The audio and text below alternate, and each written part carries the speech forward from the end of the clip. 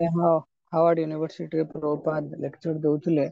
तो प्रभुपाद गोटे सुंदर जिन कहते कि ए दुनिया रे आमे तले पानी पानी कहीकि आमे गोटे तृषार्थ व्यक्ति तले पानी पानी कहीकि किसी तृष्णा मेंटेया चाहे सेतबेले प्रैक्टिकली पानी ताको पाखक आनिकी आसिया पड़िबो नले तार तृष्णा मेंटिबनी।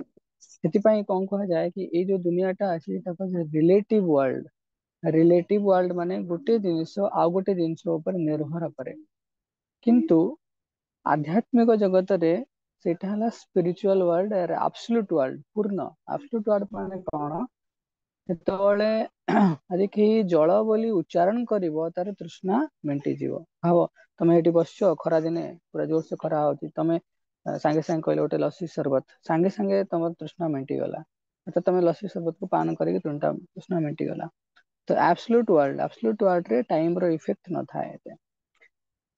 ତେଣୁ ସେଥିପାଇଁ ସାଧୁ ଲୋକମାନେ ସେମାନେ କଣ କରନ୍ତି, ଗୋଟିଏ ମୁହୂର୍ତ୍ତ ବି କୃଷ୍ଣ ଚେତନଶୀଳରୁ ମୁକ୍ତ ହୁଅନ୍ତିନି, ଅର୍ଥାତ ପ୍ରତ୍ୟେକ ମୁହୂର୍ତ୍ତରେ କୃଷ୍ଣ ଭାବନା ମୃତ ହୁଅନ୍ତି। ପ୍ରତ୍ୟେକ ମୁହୂର୍ତ୍ତ ଭାବ, ପ୍ରତ୍ୟେକ ମୁହୂର୍ତ୍ତ ଯୋଉ ସମୟ ଅଛି, ସମୟ ଗୋଟେ ବ୍ୟକ୍ତି, ତେଣୁ ସେଇ ସମୟ ଯୋଉ ବ୍ୟକ୍ତିତ୍ବ ରହିଲେ ପ୍ରତ୍ୟେକ ମୁହୂର୍ତ୍ତ କୁ ଆମେ କୃଷ୍ଣ ଭାବନା ମୃତ ପ୍ରଦାନ କରୁଛେ ତାଙ୍କୁ। ଭାବ ସବୁ ଲୋକ ଛିଡା ହେଇଛନ୍ତି, ଗୋଟେ ଘଣ୍ଟା ଭିତରେ 60 ଜଣ ଲୋକ ଛିଡା ହେଇଛନ୍ତି, ପ୍ରତ୍ୟେକ ମିନିଟରେ ଆମେ କାହାକୁ ଦାନ ଦଉଛେ, ତ ପ୍ରତ୍ୟେକ ମୁହୂର୍ତ୍ତରେ ଆମେ କୃଷ୍ଣ ଚେତନାଶୀଳ ହଉଛେ। ସେଥିପାଇଁ ସାଧୁର ଲକ୍ଷଣ କଣ କି ଅବ୍ୟର୍ଥ କାଳତ୍ୱମ୍, ଅର୍ଥାତ ଗୋଟିଏ ମୁହୂର୍ତ୍ତକୁ ସିଏ କୃଷ୍ଣ ଚେତନାଶୀଳ ହବା ୟାର ବ୍ୟତିରେକ ସେ ନଷ୍ଟ କରେନି। ପ୍ରଭୁପାଦ କହୁଛନ୍ତି କି ଆମେ ଜନ୍ମ ଜନ୍ମାନ୍ତରରେ ଆହାର ନିଦ୍ରା ଭୟ ମୈଥୁନ, ଆହାର ମାନେ ଖାଦ୍ୟ ଖାଇଲେ, ଶୋଇଲେ, ଭୟ କଲେ, ମୈଥୁନ ଆଦି କାର୍ଯ୍ୟରେ ଲିପ୍ତ ରହିଲା। ତ ଆଜିର ସମାଜରେ ଆମେ ଦେଖୁଛେ ମଧ୍ୟ, ମଣିଷ ସମାଜରେ ମଧ୍ୟ ଗୋଟେ ମେଟେରିଆଲିଷ୍ଟିକ ପ୍ୟାଟର୍ନ ଅଛି କି ଆହାର ନିଦ୍ରା ଭୟ ମୈଥୁନ ଏଇଥିରେ ଆମେ ପଡିକି ରହିଛେ। ଆହାର ପାଇଁ ଆମେ କିଛି ବି କରୁଛେ, ଖାଉଛେ, ଖାଇବା ପାଇଁ ପରିଶ୍ରମ 24 ଘଣ୍ଟା, 10 ଘଣ୍ଟା, 15 ଘଣ୍ଟା, 20 ଘଣ୍ଟା ପରିଶ୍ରମ କରୁଛେ। ନିଦ୍ରା ଆମେ କିଛି 6 ଘଣ୍ଟା ଶୋଇଲେ, ପ୍ରତ୍ୟେକ ଜୀବର ସମସ୍ତଙ୍କର ଯୋଉ ଜୀବନ ଅଛି ତାହାର ଭାବ 1/4, 6 ଘଣ୍ଟା ବି ଶୋଇଲେ 1/4, ଅର୍ଥାତ କେହି ଯଦି 100 ବର୍ଷ ବଞ୍ଚିବାର ଅଛି ତାହେଲେ ତାର 25 ବର୍ଷ ଶୋଇବାରେ ପଳେଇଲା। ଆମେ ତ ଅଧିକ ଅଧିକ ଶୋଉଛେ, ତେଣୁ ଆହୁରି ପଳେଇବ ହେଲା। ଆଉ ଭୌତିକ କାର୍ଯ୍ୟରେ ତାର କେତେ ସମୟ ପଳେଇଲା, ତାର 8 ଘଣ୍ଟା 10 ଘଣ୍ଟା ହିସାବରେ ତାର ଗୋଟେ ଦିନର 1/3 ମାନେ 33 ବର୍ଷ ଏମିତି ପଳେଇଲା। ମାନେ ଆହାର ଆଉ ନିଦ୍ରା ଏଥିରେ 50-60 ବର୍ଷ ଏଇଥିରେ ହିଁ ପଳାଏ। ଆମେ ଜୀବନ ବଞ୍ଚିବା କେତେବେଳେ ନା, କେବଳ ଏଇଟା ହିଁ ତ ଜୀବନ। ବାସ୍ତବରେ ଏଇଟା ଜୀବନ ନୁହଁ, କୃଷ୍ଣ କେନ୍ଦ୍ରିକ ଜୀବନ ହିଁ ବାସ୍ତବ ଜୀବନ। ଆମେ ସମୟ ଟା ବ୍ୟତୀତ କରିଦେଇଛେ। ବାଲ୍ୟ ଅବସ୍ଥାରେ ଆମେ କ୍ରୀଡାରେ ଆସକ୍ତ ହେଲେ, ପାଠ ପଢିଲେ, ସବୁ କଲେ, ତରୁଣ ତରୁଣୀ ଅବସ୍ଥାରେ ଆମେ ବିବାହ ବନ୍ଧନରେ ପଡିକି ରହିଲେ, ତାପରେ ବାର୍ଦ୍ଧକ୍ୟ ଆସିଲା, ରୋଗ ଗ୍ରସ୍ତ ହେଲେ। ପ୍ରଭୁପାଦ କହୁଛନ୍ତି ଯଦି ବା ଆମେ ଆଡଭାନ୍ସ ହେଇକି ବଞ୍ଚିବା ପାଇଁ ଚେଷ୍ଟା କରୁଛେ, ଆଗରୁ ଛୋଟବେଳେ ଆମ ଫୋନ ନଥିଲା, ଏବେ ବଡ ଫୋନ ଆମେ ମୋବାଇଲ ସ୍ମାର୍ଟ ଫୋନ ୟୁଜ କରୁଛେ, ତ ଆଡଭାନ୍ସ ଭର୍ସନରେ ଆମେ ବଞ୍ଚିବା ପାଇଁ ଚେଷ୍ଟା କରୁଛେ, ଯୋଉଥିରେ ଆମେ ଭାବୁଛେ ଦୁନିଆର ଗୋଟେ ଜାଗାରୁ ଆଉ ଗୋଟେ ଜାଗାକୁ ଯିବା ପାଇଁ ଯୋଉ ଦୂରତା ବି କମି ଯାଇଛି। ଆଉ ବିଭିନ୍ନ କିଛି ଅସାଧ୍ୟ ଜିନିଷ ଯୋଉଟା ଆମକୁ 10 ବର୍ଷ 15 ବର୍ଷ ତଳେ ଲାଗୁଥିଲା, ଆଜି ସେଟା ସାଧନ ହେଇଯାଇଛି।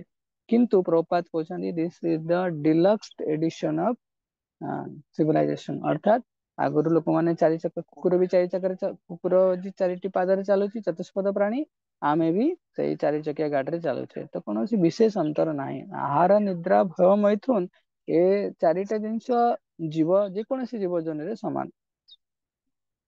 ତେଣୁ ସେଥିପାଇଁ ପ୍ରଭୁପାଦ କହୁଛନ୍ତି କଣ, ଧର୍ମ କରିବାର ଅଛି। ଧର୍ମം ତୁ ସାକ୍ଷାତ ସରି ଧର୍ମ ହିଁ ଏକମ୍ ଅଧିକମ୍ ବିଶେଷ। ଏକ୍ସଟ୍ରା ମଣିଷ କଣ କରିପାରିବ, ତା ପାଖରେ ଚେତନା ଅଛି, ଯେହେତୁ ଉନ୍ନତ ଚେତନା, ସେ ଧର୍ମ କରିପାରିବ ହେଲା।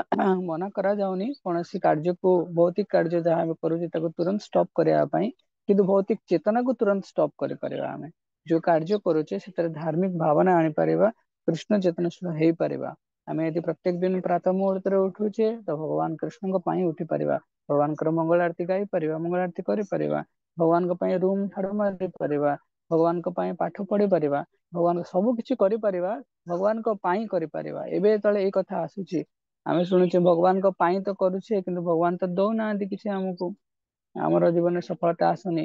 ता पूर्व गोटे लंबा शास्त्र दिखाई भगवद गीता भागवतम को बुझियार अच्छी भगवान केतेबेले काहाकू दियंती कृष्ण गिव्स हु डिजर्व्स भगवान देखती जदि आम योग्यता अच्छी ताले भगवान दियंती किंतु भगवान का नाँ रे आमे कौनसी कौन न करियार अच्छी किसी भगवान का नाँ नहीं कि आमे पाप करियार नहीं भगवान का नाँ नहीं कि हमको भोग करिवार नहीं किंतु भगवान को पाई सब किछि की करिवार अच्छी तो काली मु एटा आउ टिके विस्तार करी कहबी कि जस्ट गोटे दुई दिन तले मु गोटे टर्म यूज करथिले सिंसियरिटी ऑफ द पर्पस तो केमिति आमे भगवान का ना नहीं कि भोग करने ପାଇଁ ଚେଷ୍ଟା କରନ୍ତି तार विपरीत कौन करिपरिबा केमिति आमे भगवान पाखरे शरणागति ହେଇକି सांसारिक कार्य आमे करिपरिबा ठीक अच्छे हरे कृष्ण शिल प्रभुपाद की जय आसंतु आमे समस्त वैष्णव मान प्रणाम करिबा वैष्णव माने वांछा कल्पतर सदृश क्षमाशील दयार सागर एवं पतित जीवनकर उद्धारकारी दैनंदिन जीवन में ज्ञात बा अज्ञात सारे जदि कौन साधु गुरु वैष्णव निकट अपराध होता है ताले प्रातः मुहूर्त से चरण कमल क्षमा प्रार्थना उचित वंशाकल्पतरुर्वश्य कृपा सिन्धुभ्यैव च पतितानां पावनेभ्यो वैष्णवेभ्यो नमो नमः अनंत कोटि वैष्णव वृंद की जय जगत गुरु श्रील प्रभुपाद की जय हरे कृष्ण।